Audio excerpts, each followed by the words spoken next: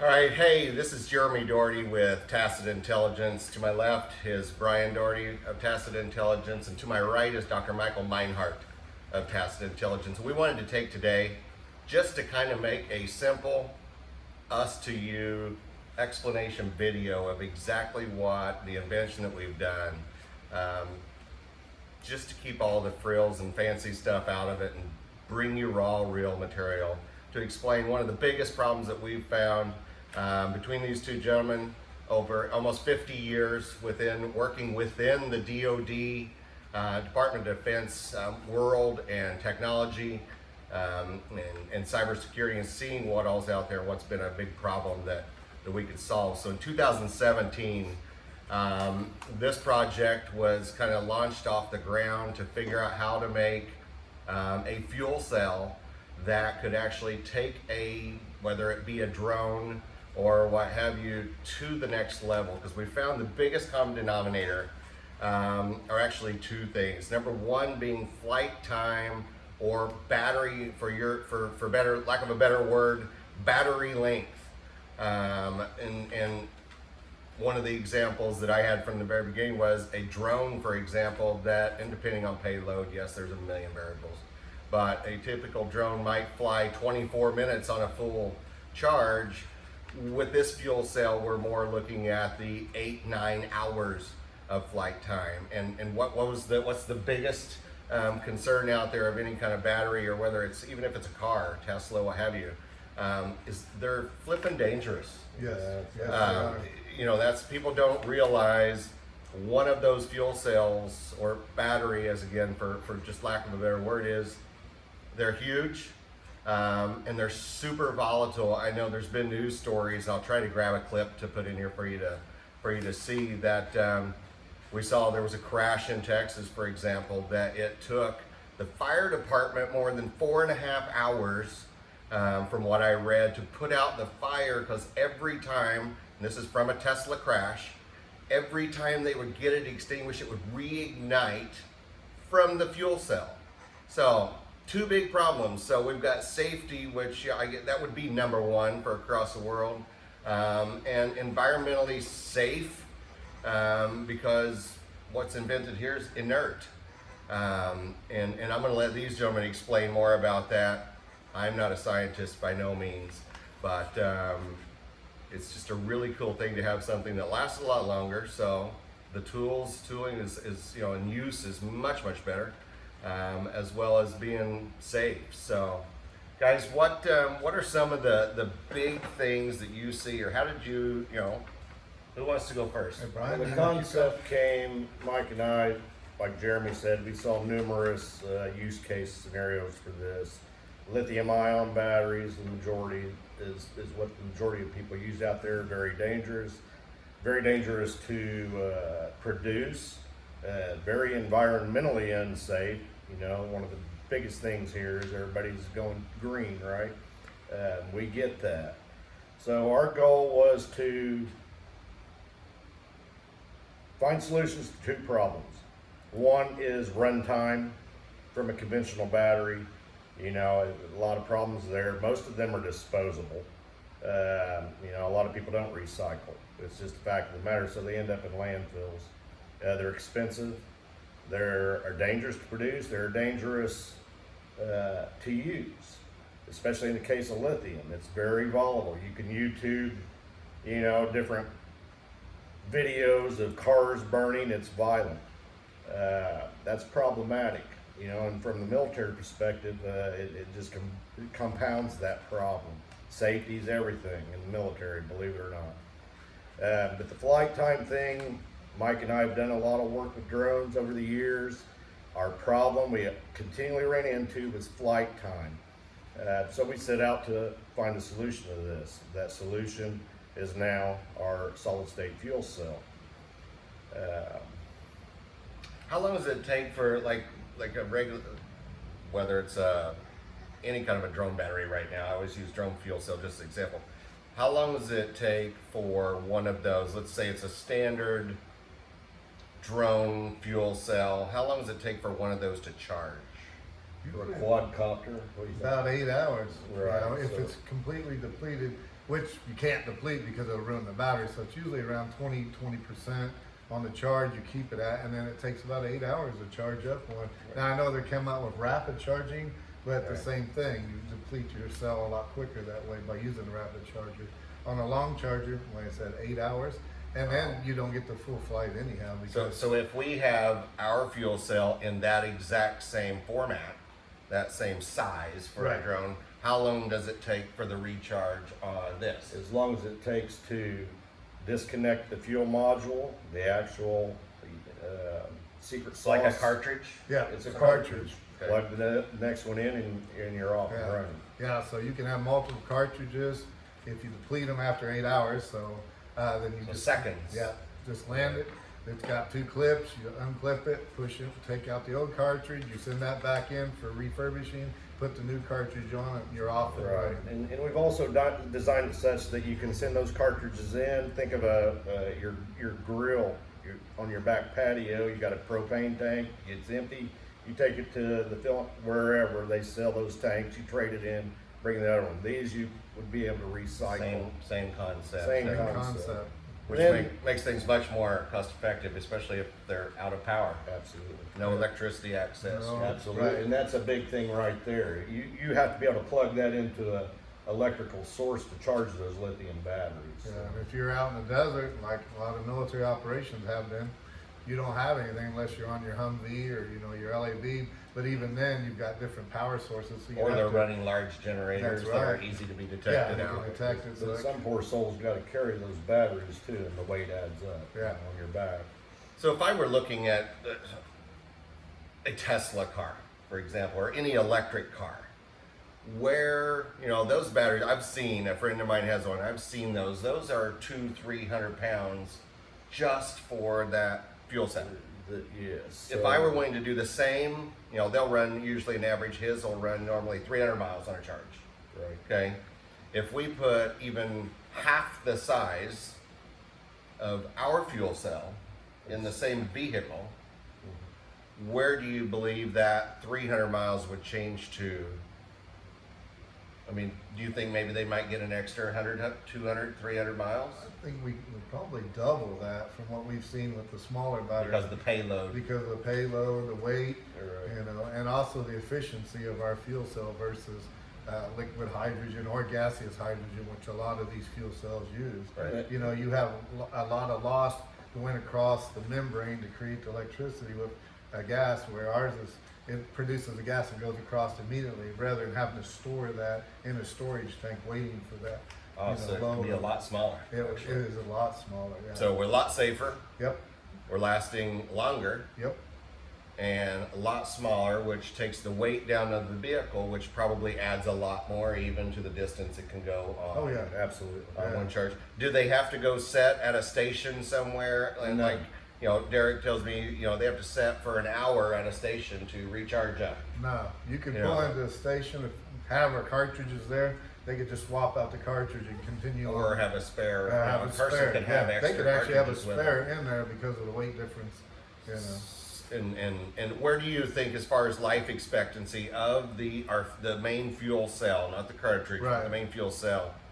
It's Do like- we think that'll have a very long life cycle? I think we could probably get the before- life of the car because there's no moving parts in this fuel cell. So it's not. It isn't something. Our fuel cell isn't something that's deteriorating. No, No. not at all. Constantly as it goes, which saves thousands of dollars whenever it does come time. Oh, for absolutely, because electric current vehicle. technology for electric vehicles, that's a huge deal. The majority of the price of that car, you're buying batteries.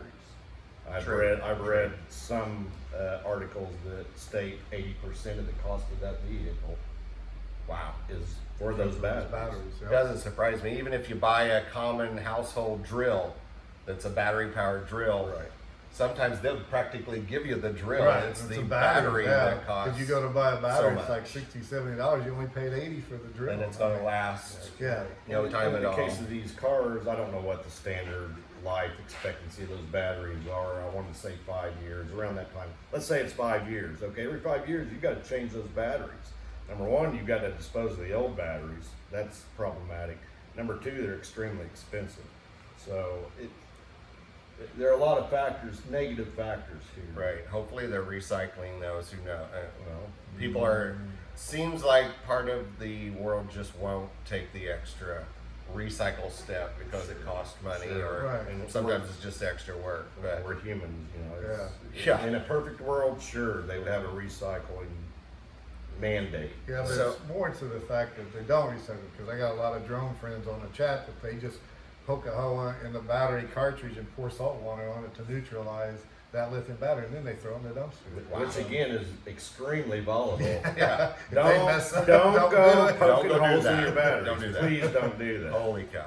Yeah. Another thing, I read an article that there are many Indian reservations that are struggling right now, and this was in Nevada, one specifically that I was told this from, is they're having trouble figuring out how to get medications out to certain tribal units. Right. And their first thing they thought of was, hey, we can do a drone to be able to get it. Guess what problem they're running into, guys? Yep, same problem everybody else. Battery life. Battery Their life. drone can't last long enough to fly that hour and back. Right. You know, whereas this now, do I have, if I were in a drone with that, like for the tribal stuff, is and that's a huge thing to be able to get medicine out to them. I think the article was talking about the vaccinations for the COVID stuff, that's where they were having big troubles Right, at. Sure. These are inaccessible areas. You can't Yeah, it's drive areas there. you can't drive to, and that's where, if that makes more sense now, why they're needing drones. And you see news articles where, you know, large big box stores and entities trying to start wanting to be able to deliver product via drone. Some of them are already launching that, but they're only doing it within, you know, from what I've seen, a couple mile radius, 3 mile radius of where they're delivering from, and it's only Due certain to- small packages Due to, once again, due to flight time. Right. And that's where this, and it's not just something we're talking about that could be invented. It's not something that's an idea.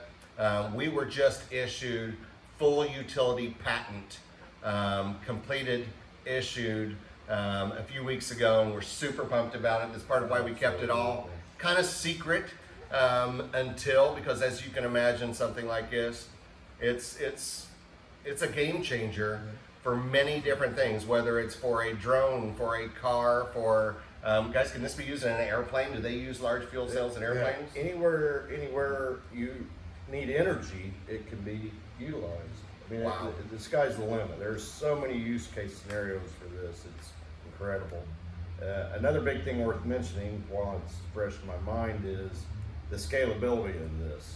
So we're talking little quad-copter drones up to, you know, powering large vehicles. So it's very scalable, down to a AA battery size. Wow. So if I were let's say I don't know if there's a word as police entity, but if I were something in the safety world of police, and let's use out where I live, Las Vegas, let's use the Strip for an example. Is it possible for something like this to improve the safety like along the Strip corridor, where a drone can fly up and down, or that they're maybe not doing now? You know, if let's say a child was abducted, now they've got to just hope they look and find them in different, you know, cameras, stuff like that. This flight time change, right, could adapt to where they could put things like that on a drone and be able to Again, do it. because, you know, the majority of your drones have the capability to fly autonomously.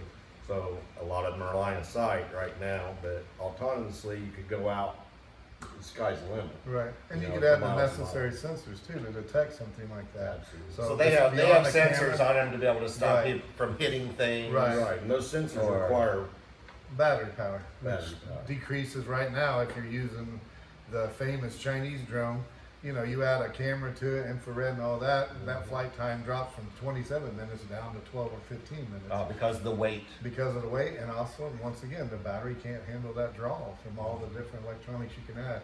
Where with our battery, we can add all those necessary sensors to discover this abducted child while they're in a crowd on the Strip, because you know what the Strip's like during Yeah, the middle of the yeah. day. So Because that there's drone, no way they can get No, up and down. But no, if- the time that the police launched their drone, they had to bring it back in 15, 20 minutes. So as far as the applicant, because we did a full utility patent and really made it a broad spectrum of all the way, we can make from AAA battery size on up. Right. With So today's it's- technology, I don't want to set any limits. Right, yeah. You start looking at medical applications, think pacemakers, things like that. Right now, that's a problem, right? Because they have to be powered by something. So, and they're very small power supplies. Like mine at age 50 they said 10 years I had to have a new battery put in. Well, I'll be Right. 60 years old. Oh no, I want to have a surgery at 60 years old. You'd rather be Yeah. 50 years. Right? I'd rather it be Yeah. 50 years out. So I'm sure the science will support that, and as time goes by, and things become more miniaturized, it's a big difference. Right. Another important thing would be, this is a hydrogen-based fuel, so hydrogen is the most plentiful element in the universe. Think of it that way, but it's an inert material. It's a solid, so the safety is there. So a typical electric car now, if they're in a big rear end collision or any kind of a collision and can explode, one with our fuel cell in there, it's in the same exact collision. It's just gonna sit there. You're not gonna have that violent reaction. Right. Yeah.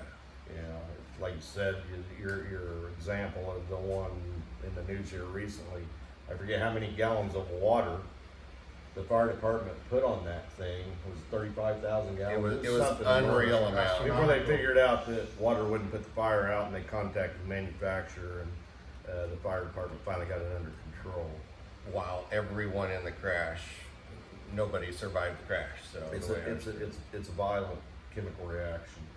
that's probably one of our biggest things is to get a safety and environmental piece out there. But we have a problem, and hence kind of doing this video to be able to talk to you about it, is sometimes the public or the powers that be that are involved in, whether it's in our government or in private sector, sometimes they don't want things to be invented to change the game.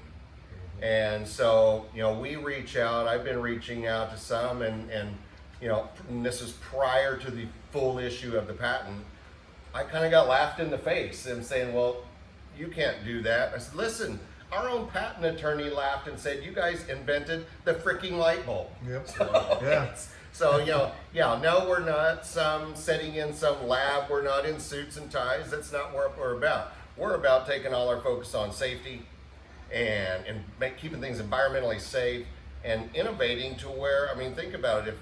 If you've got Indian tribes, that's just one thing, trying to get medicine out to people and they can't.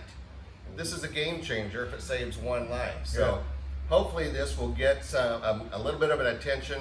I'm asking you right now, unless these guys have something more to add, I want you to like this down below and please share it.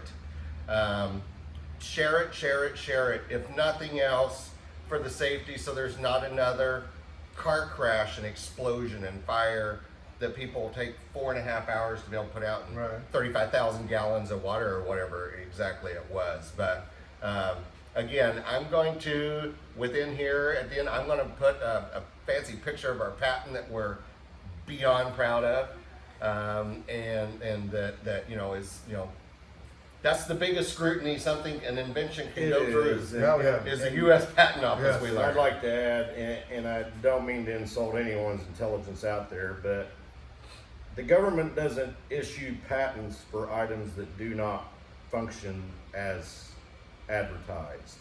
So it works. Another thing I'd like to mention in closing is, first off, thank you for your time. Thanks for watching our video. Real quick, back to the hydrogen aspect of this. There are hydrogen fuel cells out there. If you've ever seen one, you know what I'm talking about. If you haven't, you'll see a big round ball hanging off of something. It's filled with liquid hydrogen. Again, extremely Liquid. volatile, Liquid. extremely dangerous. Right. Now, a lot of times when I say it's hydrogen based, people are like, oh my gosh, they're thinking liquid hydrogen. That's not the case at all. This is in a solid form. So solid form, super safe, super environmentally safe. Super Changes efficient. the game on efficiency for you know, I know I keep saying drones, but for anything that requires a rechargeable battery, a fuel cell, and all of that. So, Doctor, you have anything else? I think we've covered it, so just Like make you sure say, you guys, like us. we could sit here and talk for hours. We could go on and on and on and on. I think we've hit the highlights. Yep. Exactly. So we'll get you some more information down the line. Just want to be able to get your engine. Like it, share it, share it, share it. Help stop major explosions. Help stop people from not being able to get medicine. So that's why we want to do it.